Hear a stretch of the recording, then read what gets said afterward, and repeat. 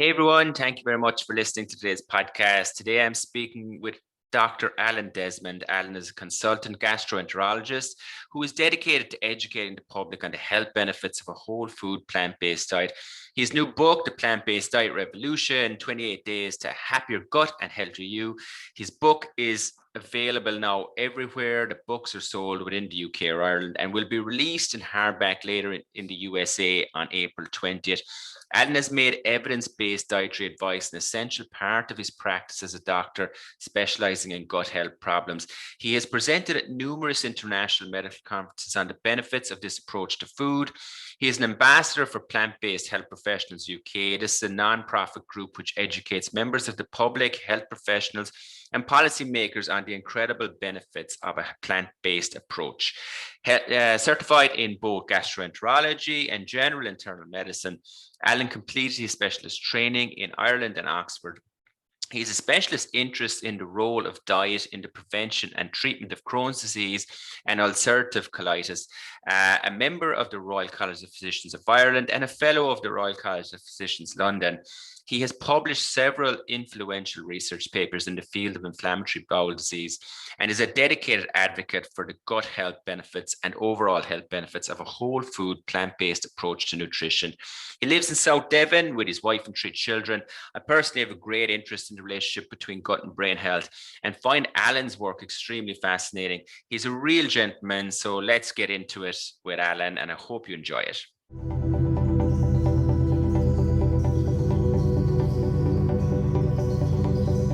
Today, I have the pleasure of speaking with Dr. Alan Desmond. Let's see if I can pronounce this properly now. Alan is a consultant gastroenterologist and a gut health specialist.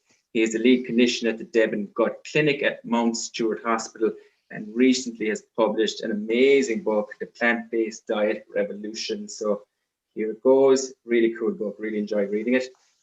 Alan, you're very welcome. Oh, you have your copy. Cool. Really cool, really cool. Hi, Rob. I'm delighted you already have a copy of the book, man. That's fantastic. Nice to see you. Nice to spend a bit of time with you. I appreciate it. Yeah, really cool, really cool. I actually bought the book for the better half, and she enjoyed it so much that we went and bought it for our friend's wife.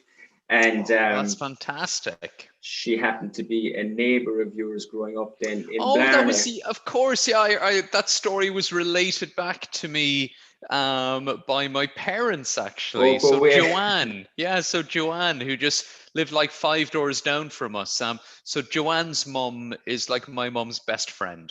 Amazing. So they just loved the coincidence that someone gave Joanne a gift of my book, not knowing that we'd grown up like 100 meters from each other, you know? Yeah, amazing. Such a small world, isn't it? Like that. Man, absolutely.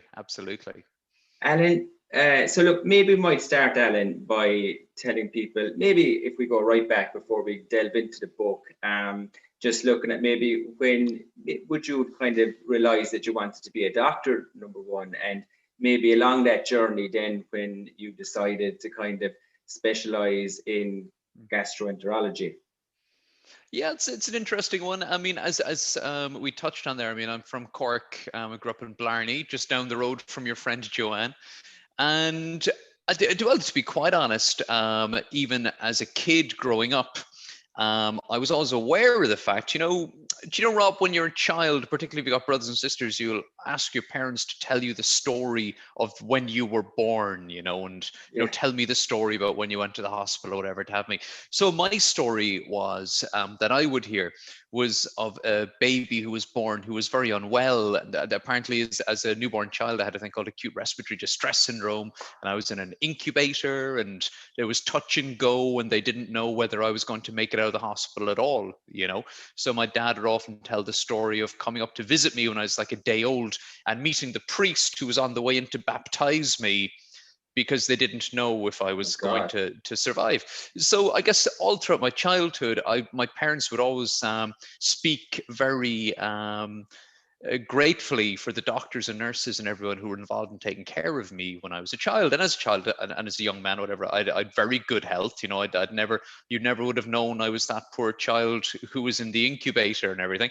But I also this awareness of, you know, the contribution and the benefits that I'd had from the doctors and nurses. So I think it was always on my mind. And then when I, you know, got to the point of going through the leaving cert and everything, you know, I had the points, you know, and all the rest of it. So off I went to University College Cork to study medicine.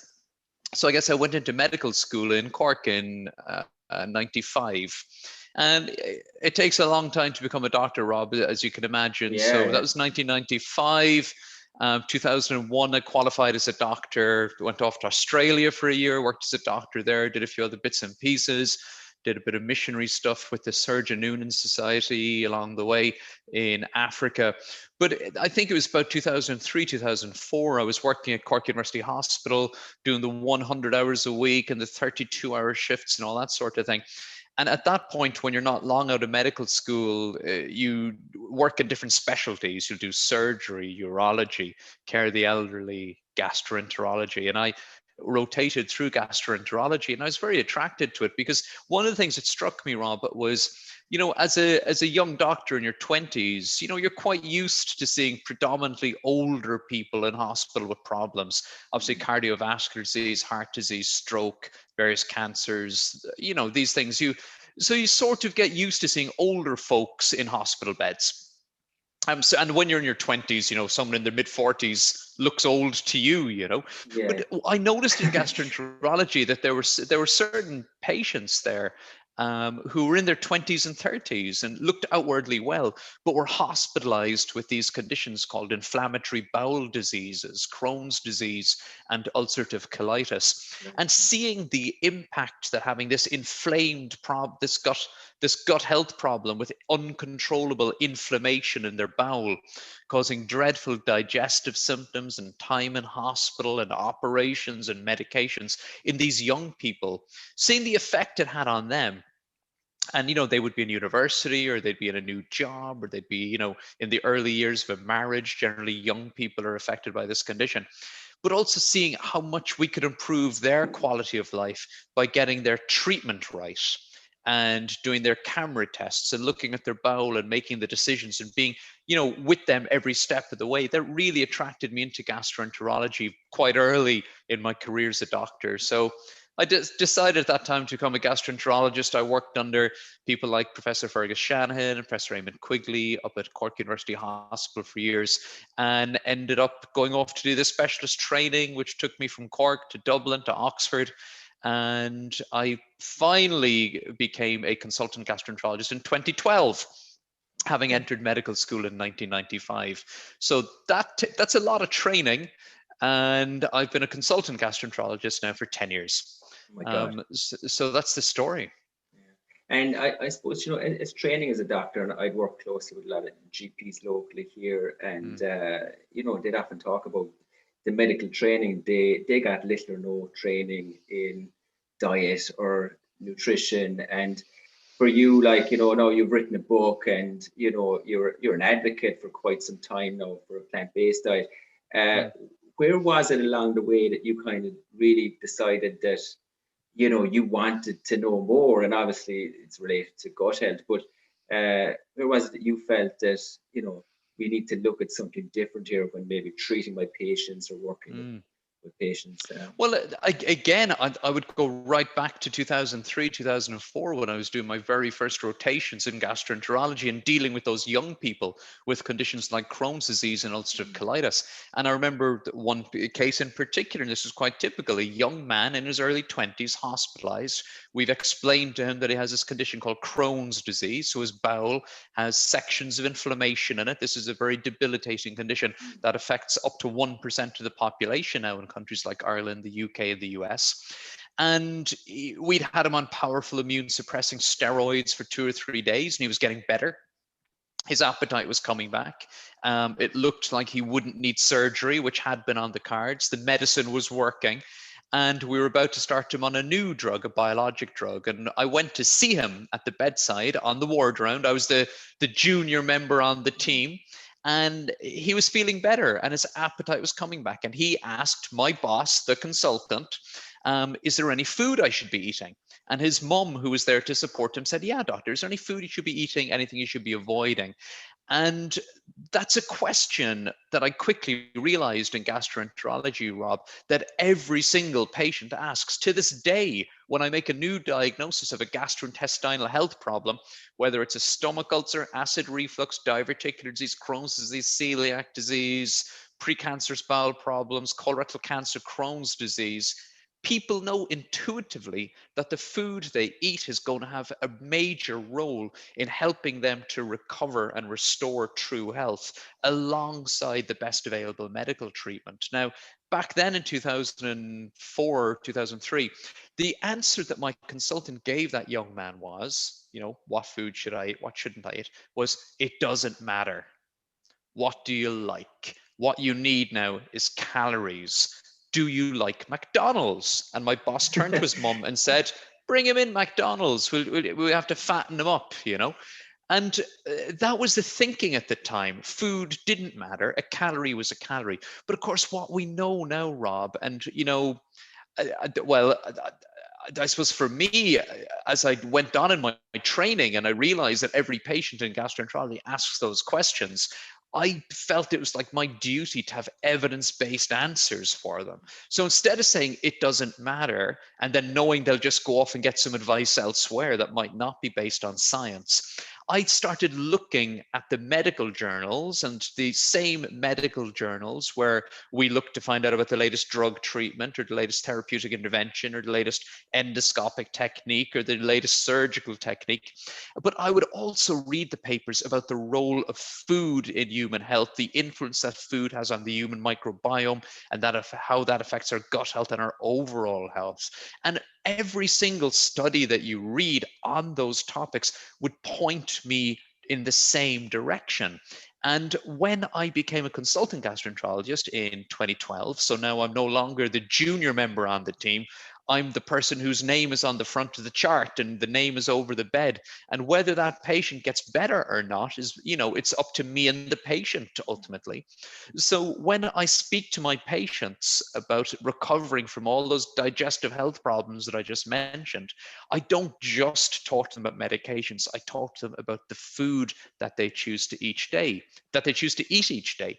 And it's so important because the thing that my boss said, 20 years ago, about 20 years ago, was food doesn't matter. But of course, what we do now know, and I talk about this in the book, is food really does matter. If I was asked to ask you, Rob, to give me a list of the things that drive illness and poor health in Ireland right now, you'd probably put things like I don't know, you might put things like poor air quality in the cities, lack of exercise, alcohol misuse, drug misuse, those sorts of things. And those things are important. But in countries like Ireland and the US, food is causing more poor health and more healthy years lost and more hospital admissions and more prescriptions and more operations than any of those things.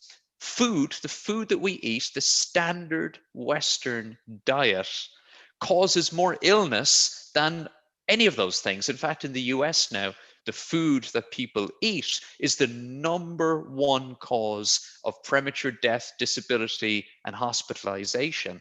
And in countries like Ireland and the UK, Australia, and other countries that have embraced this standard American, standard Western approach to eating, we're not far behind.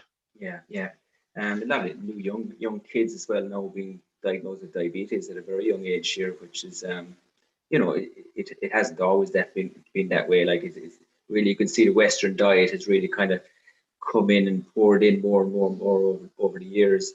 You're right. It hasn't always been that way, and it doesn't have to be that way. And I guess that's one of the main messages that I carry, and one of the main messages that I carry in the book. We think that heart disease, cardiovascular disease is heart attack and stroke. In countries like Ireland and the UK and the US, we think it's inevitable. In the UK, 160,000 people die from heart disease and stroke every year. Globally, 17 million people die from heart disease every year. And because we grow up surrounded by it, we think it's inevitable. We think it's normal that in our 40s we'll have high cholesterol, in our 50s we'll be on a statin, in our 60s we'll get a bit of chest pain, and then in our 70s we'll get a really bad episode of chest pain, and that'll be the big one, that'll be the heart attack, and it'll probably kill us, or we'll end up in the coronary cath lab having a stent put in. And we think that's normal. We think that's an inevitable part of aging. But of course, it doesn't need to be inevitable, because a healthy plant-based diet, which is a naturally cholesterol-free diet, alongside a healthy lifestyle, can dramatically reduce your risk of developing that inevitable disease. Heart disease and stroke are 50% less likely to occur in healthy vegetarian populations. And this is entering the mainstream right now. In the book, I quote a quote from the American Heart Association website on their page about how to avoid heart disease. And the quote is, whether you're thinking of reducing the meat in your diet or giving it up completely, the benefits are clear: less risk of disease and increased health and well-being. So this is entering the medical mainstream right now. But for a lot of doctors, and I was just talking to a colleague of mine about this today at work, a lot of doctors don't view it as their remit to talk to patients about food. But the evidence is so clear now that we are not helping our patients if we don't talk to them about food. Because doctors, when you go to your GP, they, if they're a good GP and they're on it, if they're on lifestyle, they'll identify whether or not you're overweight. They'll ask you if you're exercising. They'll tell you not to smoke. And if you're using recreational drugs that are harming you, they'll probably tell you to stop using those as well. So doctors already talk to people about diet and lifestyle, right? If you're drinking too much alcohol, your doctor will tell you to cut down. But the food we're eating causes more damage than any of those things. So of course we should be talking to our patients about food.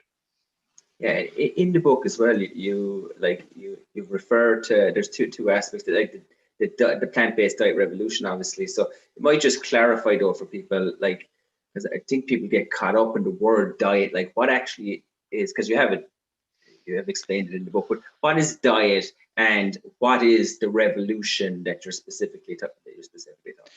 Well, first of all, the word diet has been hijacked by the diet industry, okay? Yeah, so in the first couple of pages of the book, it says the dictionary definition of diet: the food that a person or an animal habitually eats every day. So the origin of the word diet, the original Greek, I think, is dieta, meant your daily habits. So it isn't about something that you're doing for 28 days or you're doing for a week or you're doing for 6 weeks so you can look good on the beach or whatever. Diet is the food that you habitually turn to, your daily habit. So that's part of the revolution, is forgetting about this doing a diet concept for a limited period of time, something you'll jump on and jump off again, something unsustainable. Diet has to be the food that you eat every single day habitually. And we mentioned earlier the standard Western diet. So let's define that as at first. The dietary style that we eat right now in general is a high meat, high dairy, high processed food, high junk food diet. Low in fruits, low in vegetables, beans, legumes, nuts, and seeds. Not many plants. We get like 9 or 10% of our calories from plants. We get 50 to 60% of our calories from ultra-processed junk food that should never be consumed by humans. Never designed for our gut, never designed for our gut microbiome, simply designed to be shelf-stable, cheap to produce, and easy to sell at a profit. Okay, so that's how we eat right now. And that diet is responsible for surges in heart disease, type 2 diabetes, overweight, high cholesterol, stroke, hypertension, Crohn's disease, ulcerative colitis, all these diseases that seem inevitable. So going to the whole food plant-based approach is about pushing back against the standard Western diet. And this is about stepping back and shaking up your approach to food. So 50% of your food is fruits and vegetables, about 25% is made up of healthy whole grains, and the rest is made up of legumes, beans, pulses, lentils, chickpeas, those protein-rich plant foods, and a little bit of added oils and herbs and spices. Now, that can sound intimidating to people, number one, but you've seen the book. It's not intimidating at all, right? The food is lovely. Okay, the food is delicious. It's familiar. Fruits, vegetables, whole grains, legumes. These are the foods that humans have been thriving on for generations. This is simple, plain food. This is peasant food. You're talking beans and rice. You're talking whole grains. You're talking a nice bit of brown soda bread. You know, this is, you know, a lovely soup. I mean, the recipes we have in the book are delicious. They're fabulous. They're not intimidating, but they tick all of those boxes. So by consuming a plate like that, you're actually eating like the healthiest people in the world. Because if I arrive, you know, in Cork or in Dublin or in New York, or if I'm in London, in these cities where we have high rates of these standard Western problems and standard Western fast foods and all the rest of it. And if I tell people that in 2019, the world's leading medical journal, The Lancet, sent 39 experts to look at decades of evidence on food and health. And they spent a lot of money and a lot of resource and a lot of brain power looking at all the studies, and they came back and they described that we should all be eating a whole food plant-based diet, which is completely or predominantly free of animal products, that contains very small amounts of meat, maybe 1 ounce of chicken or fish per day, 7 grams of red meat, which means eating maybe red meat maybe once every 2 or 3 weeks, and that animal products are not necessary for human health, and that animal products are optional, and eating beans is always healthier than eating beef. If I explain that to someone in a country like ours, they look at you and they go, what are you talking about? That is bizarre. When I sit down for my dinner, half the plate is chicken, and then I've got a few veggies on the side and a load of mashed potatoes and gravy. That's what dinner looks like. But if I go to a country like, you know, if I go to a population, a really healthy population, like in Loma Linda, California, or in Ikaria in Greece, or in Japan, and I got some of the healthiest the most long-lived people in the world, and I tell them that they eat Lancet, the leading medical journal in the world, of 39 experts, and they looked at decades of research, and they spent all this time and resource, and they published this huge paper, and there's a website and there's a podcast, and they're trying to spread the word. And if we all ate like this, we'd prevent 12 million deaths per year and hundreds of millions of fewer stents and bypasses and courses of chemotherapy. You know what they'd say, Rob? It's incredible, isn't it? But you know what they would say? They would say, why did you spend all that time and effort? That's how we eat around here in the healthiest populations in the world. Because the healthiest populations in the world already eat like this. And if you explain to them what I've just explained to you, they go, yeah, that's pretty much how we eat around here. Why are you doing this podcast? This is obvious. Yeah, it's amazing, and it's a real sensory overload. I think though that people are, you go into supermarket and everything is just kind of in your face. Even the marketing, like, it's so difficult for people. Like, I live in a house obviously where we eat very, very healthy, but my better half would be plant-based for I think 5 or 6 years now. Oh, really? Oh, good on you. Yeah, and kind of health related, and massive changes and how she feels, and really wonderful. And like I would eat predominantly plant-based, and you feel fantastic. Like, you just feel really good.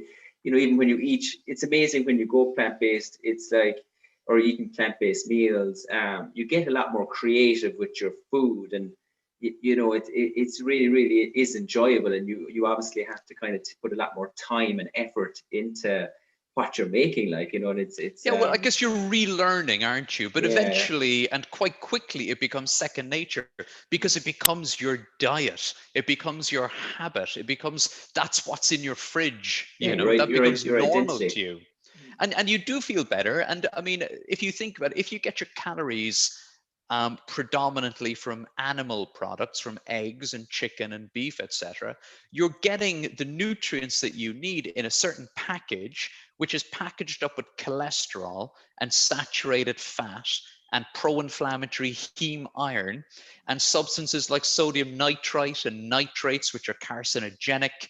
The cholesterol and saturated fats clog up your arteries and cause heart disease. The heme iron is pro-inflammatory. So you're generally getting your calories wrapped up in other compounds that are generally pro-inflammatory and harmful to your body. But if you get your calories from fruits and vegetables and whole grains and legumes and nuts and seeds, not only are you correcting the deficiencies that drive disease in the Western world. So the most common deficiencies, which are fiber, vitamin A, vitamin C, vitamin E, magnesium, folate, potassium, and various other vitamins and antioxidants and phytonutrients. These are the deficiencies that people should be worried about. And these are the deficiencies that are more likely to occur on an omnivorous diet and less likely to occur on a completely or predominantly whole food plant-based diet.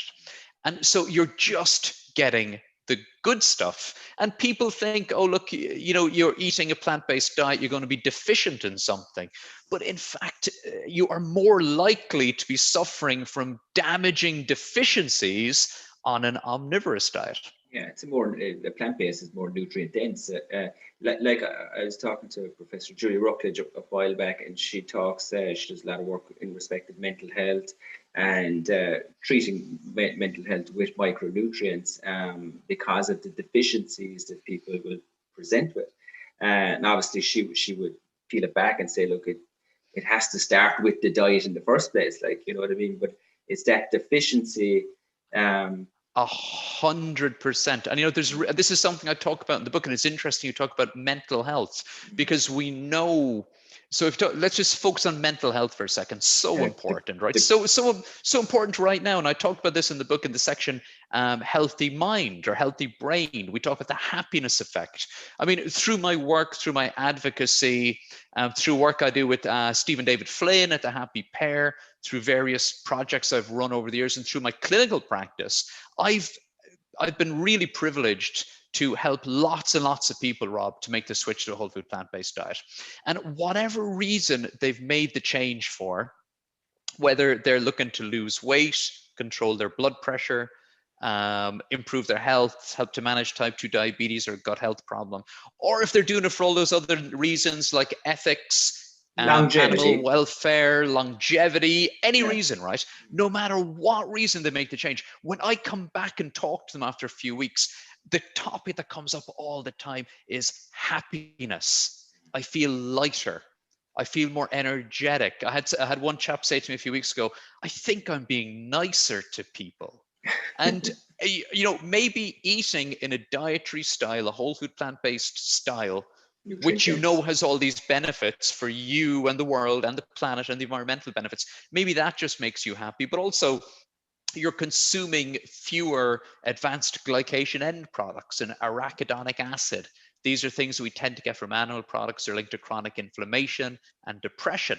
We also know that there's been studies done where if you look at populations, you look at how much fruits and vegetables, etc., they're consuming, people who eat more fruits and vegetables have better levels of optimism, reduced psychological stress, and less likely to be depressed. And in fact, researchers have taken individuals suffering from clinical depression, and just by putting them on a healthy eating course, a Mediterranean eating course, where the focus, reducing the animal products, getting rid of the junk, and getting rid of the processed crap, and getting to eat fruits and vegetables and whole grains and legumes and healthy oils, that you can get many of those patients out of their clinical depression. And it's just as effective as counseling or one-to-one support. So I'm not surprised your previous guest was so keen to have individuals suffering from psychological stress or depression to really look at increasing their intake of fruits and vegetables and legumes and all these wonderful plant-based foods.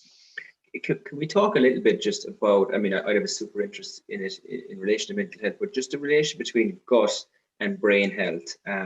And if you could talk a little bit maybe about the microbiome and, what is it and the importance of it, if that's okay. I know you briefly touched on it there. Yeah, well, as a gastroenterologist, look, obviously I'm really interested in the gut and the gut microbiome. And, I'll make an argument that the gut health is the most important part of human health. I'm biased, okay?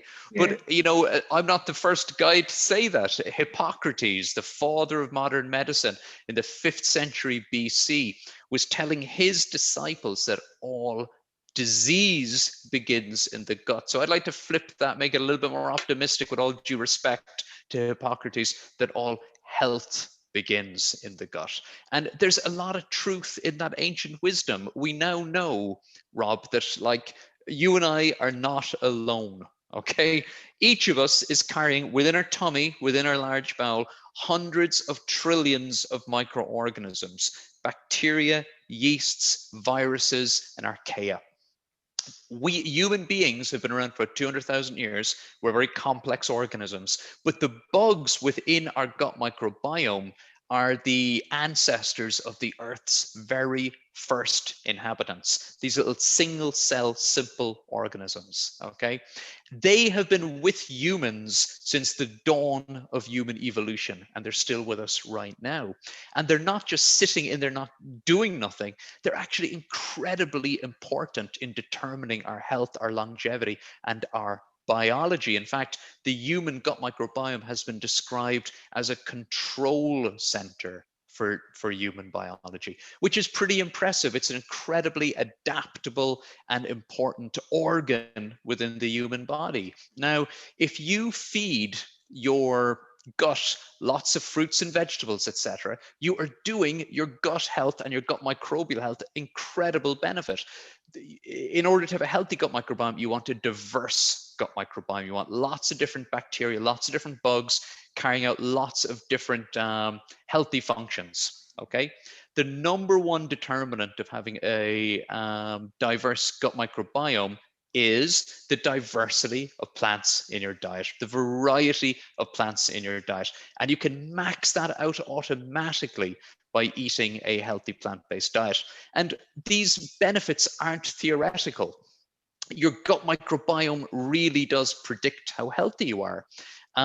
What we know, there was a paper published just earlier this year called the PREDICT-1 study, okay? 1,100 volunteers in the UK and the US. One of the largest studies looking at human health, gut microbes, gut microbiome, and diet that's ever been published. And having examined 1,100 volunteers in the US and the UK, the researchers determined that eating more healthy plant-based foods strongly predicts a healthier and more diverse gut microbiome, less risk of obesity, lower body fat, better blood sugar control, and lower levels of systemic inflammation. Consuming more junk foods, refined sugars, animal fat, meat, and dairy fat give the opposite results: a less favorable gut microbiome and an increased risk of obesity, type 2 diabetes, and systemic inflammation.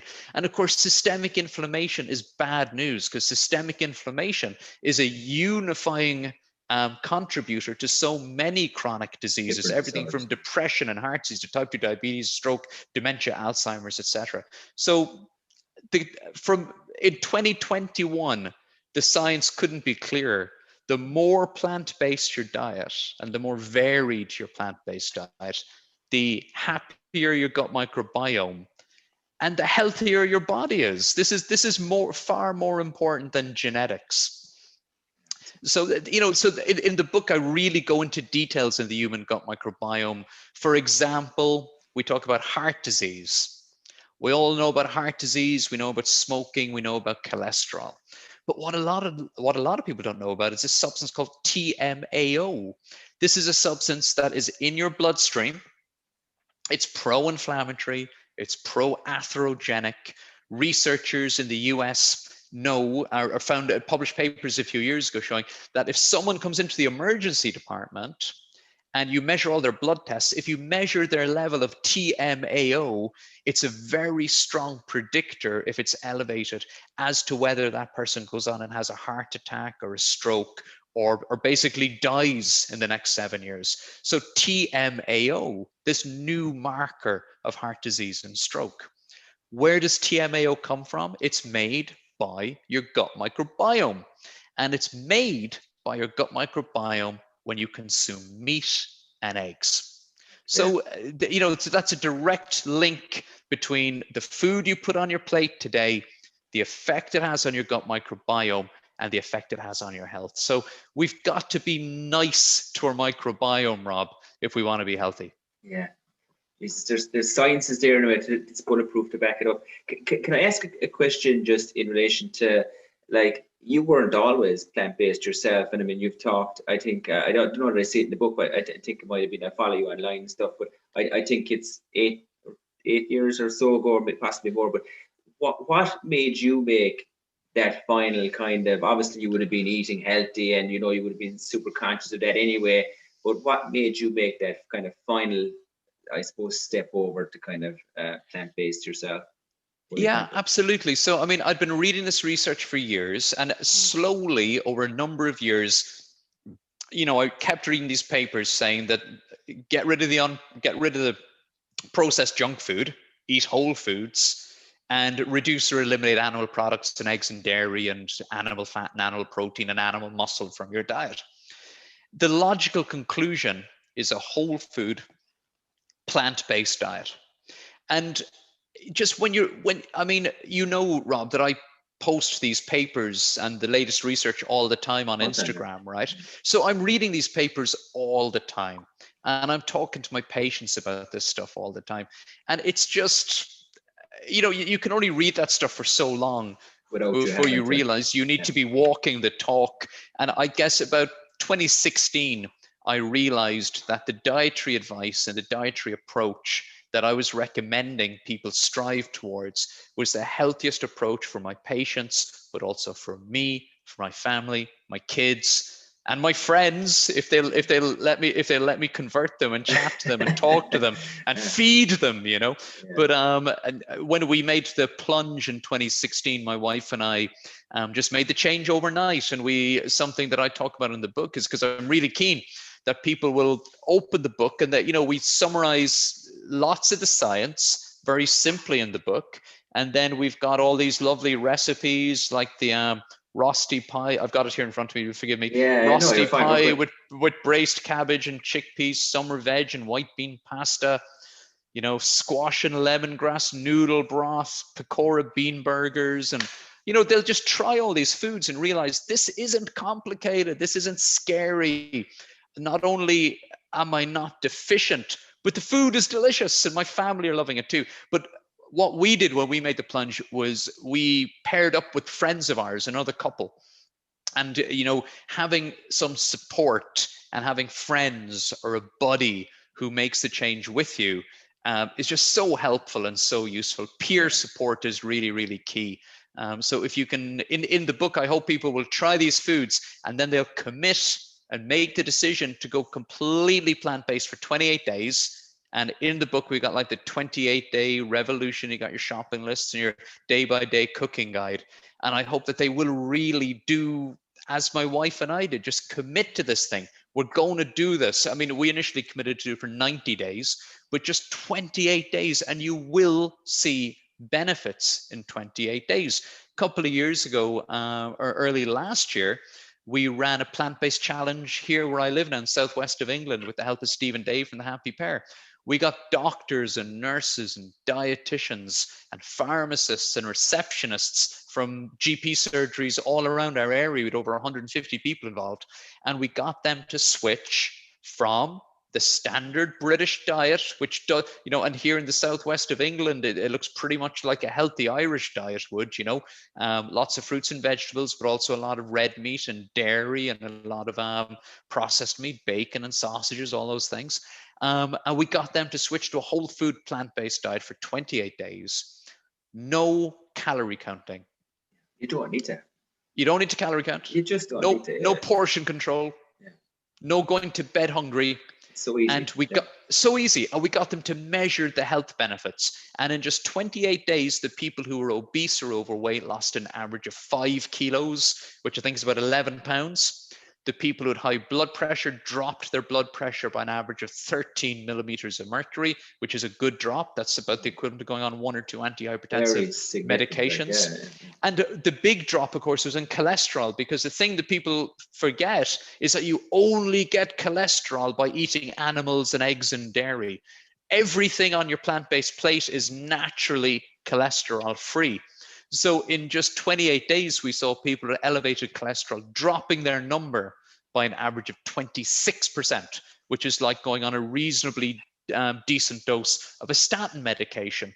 But of course, we didn't put these people on an exercise program or a calorie counting plan or a low calorie diet or an antihypertensive medication or a statin medication. We just got them to take a different approach to food for 28 days, and the results were incredibly impressive. Incredible. Even emotionally, how the people feel and think, and your cognitive ability. I think it's super. The book makes it really easy for people to make that transition. I think it's obviously easy enough for myself when I live in a house with someone that is plant-based and we cook all plant-based meals, but we've started cooking a lot of these meals now, and they're super delicious, and just so easy. We just looked over that 28 days, and it's simple for if people really want to kind of do it and give it a go. It's a super book to get. I have 2 little boys. They refer to their mom as a herbivore, and that they're two carnivores. They love dinosaurs. What do you do with them? Yeah, well, if you have figured out how to get kids to eat exactly what you want them to eat, then you're going to get the Nobel Prize. That's a new revolution. That's another revolution, okay? Because kids can suffer from a condition called neophobia when it comes to food. They don't like new things, okay? They like to have familiar foods, and also they like flavors and consistency and appearances to be relatively consistent, right? If you make a soup for them today, if you make the same soup next week, if it's not very similar, as far as they're concerned, it's different soup, they might not like it. But first of all, I would say, Rob, is that a plant-based diet is endorsed by all the major dietetic associations in the world as being a healthy diet at all ages and all stages. Okay, so that goes for children, pregnant ladies, old age pensioners, middle-aged men, Olympic athletes. Okay, this diet has health benefits and corrects common dietary deficiencies at all ages and all stages. All my kids eat a plant-based diet. They're thriving.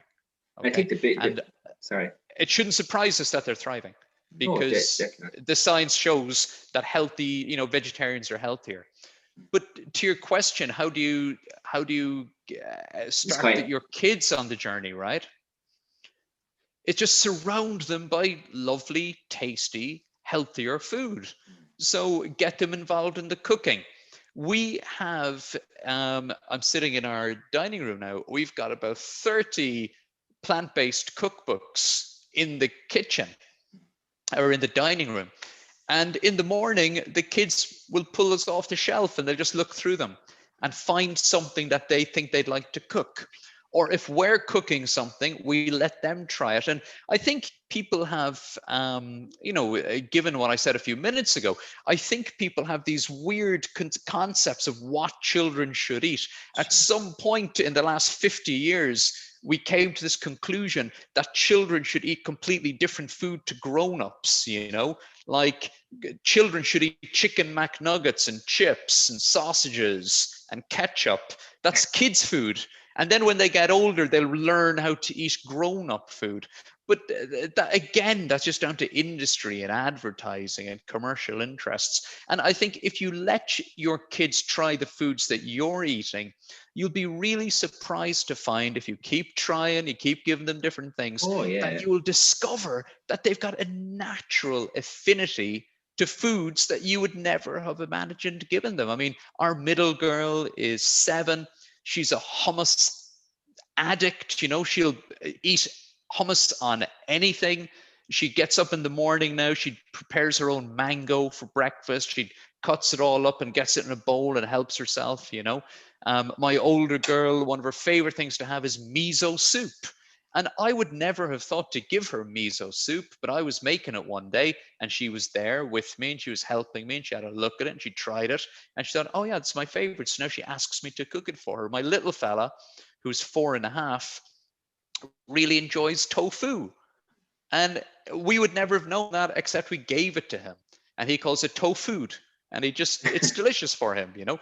So I think if you surround your kids by these healthier options and get them involved in planning and shopping and choosing what we're going to cook tonight, you know, 50 to 60% of the time they might still spit it out, but you'll eventually get there and you'll find foods and they'll develop their own palate and their own interests. And before you know it, they'll be eating a nice varied plant-based diet of their own style, you know. A good tip we got a while back was actually a local GP that goes to, his young lad goes to football practice at mine, but that do it in courses. You're okay. The first course for the kids is always vegetables, and they have to eat that before they get the next course. But you know, it is amazing once you keep encouraging them and kind of stick with it. They do kind of start taking it up, and you can see that they start thriving and that they're healthier and that you know, even kids' moods are better and they don't have as many mood swings and kind of things. So it's absolutely, and it's so important, you know. I mean, last year and ongoing, I've been very involved with our local schools, my kids' schools. I've got 3 kids in the same primary school, and it's part of a school academy. And I've been working with them to help them to get more plant-based options on, you know, here in the UK, the kids get their lunch at school. It's an option in every school, right? So school dinners are a thing. And we've been working with them to get the get healthier plant-powered options on all of the menus, because the teachers are aware, you know, they see the kids, they come in at aged 4 and they, you know, they have them till they're about 11 or 12. But obesity rates increase every single year as the kids go through school. And there's a huge opportunity there. So, Alan, in the last couple of years, you've been a real, you know, big advocate for the plant-based diet. So just, you know, how's that been for you? You know, how's it been received, and how have you found that? Really, it's been received really well. I think, you know, in my practice at the hospital, my colleagues have been really supportive, you know, my gastroenterology colleagues, and they'll now refer patients to me who are interested in improving the quality of their diet to improve their overall health. We've got in our own hospital, in our NHS hospital, I've helped our dietitians to develop an anti-inflammatory diet. Okay, cool. For our patients with inflammatory bowel disease, which is really, really helpful. And it's a tool we're using all the time. And I think beyond my own clinical practice, it's been equally wonderful. You know, I've been really honored to be a founding member of an organization here in the UK called Plant-Based Health Professionals UK. So we're building the network of doctors who care about helping to educate other doctors, members of the public and patients about the benefits of a more plant-based approach to food. A couple of years ago, pre-lockdown, I came over to the Mater in Dublin to take part in Plant-Based Doctors Ireland, first plant-based health conference to be held in Ireland. So it was absolutely fantastic. And I've spoken at conferences in the US and Australia, and just been really overwhelmed by the support, actually, but mostly overwhelmed by the support from patients and other health professionals. And particularly since the book came out, Rob, I've been getting so many wonderful messages. I mean, I know that's an old cliche, isn't it? But I mean, thanks to social media, I'm just getting messages from people on a daily basis who've discovered the book, and it's helped them to discover the benefits of eating a more plant-based diet or completely plant-based diet.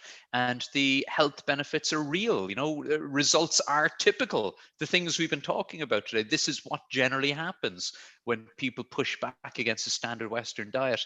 And even at work now as well, I'll, you know, as I'm walking through the hospital, most days I'll have another member of staff or a nurse or a physio or someone who will approach me and tell me how much they've been enjoying the book and the health benefits they've seen and how they're recommending it to their patients. So yeah, it's been a really positive experience.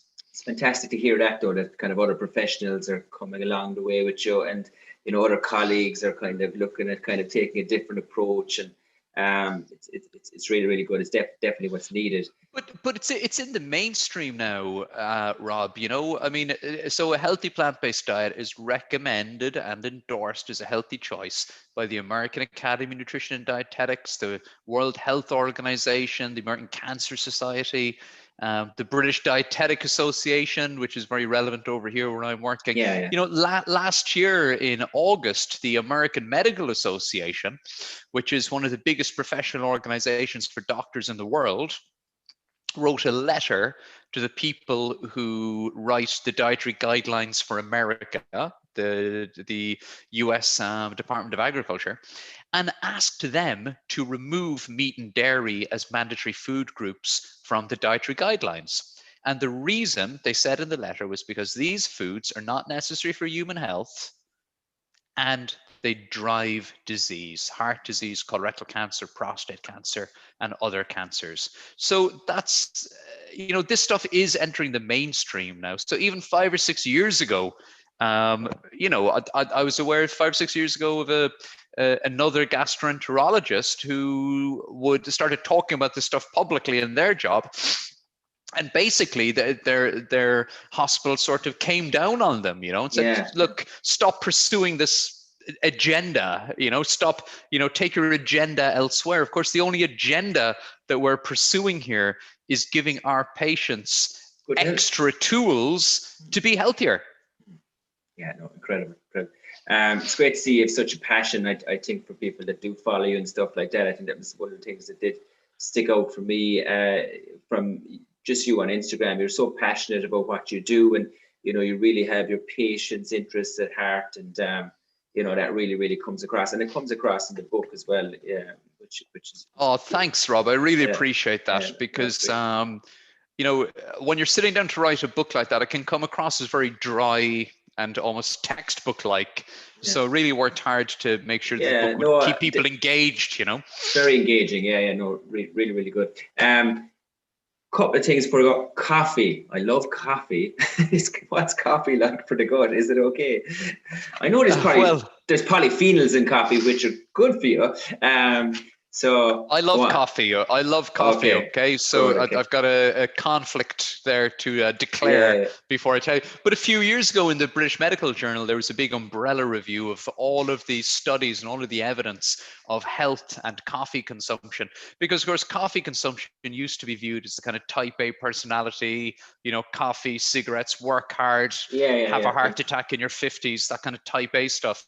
But in fact, the studies show, the evidence shows that coffee consumption isn't harmful to human health at all. It doesn't increase risk of heart disease. It actually reduces your risk of certain cancers, reduces your risk of liver cancer and colorectal cancer.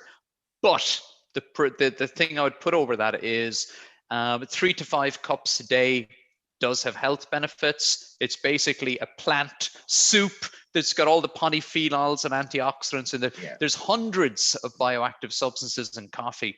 But some people are very sensitive to caffeine, and it can make them feel jittery or anxious or it can give them heartburn, or it might send them running to the toilet.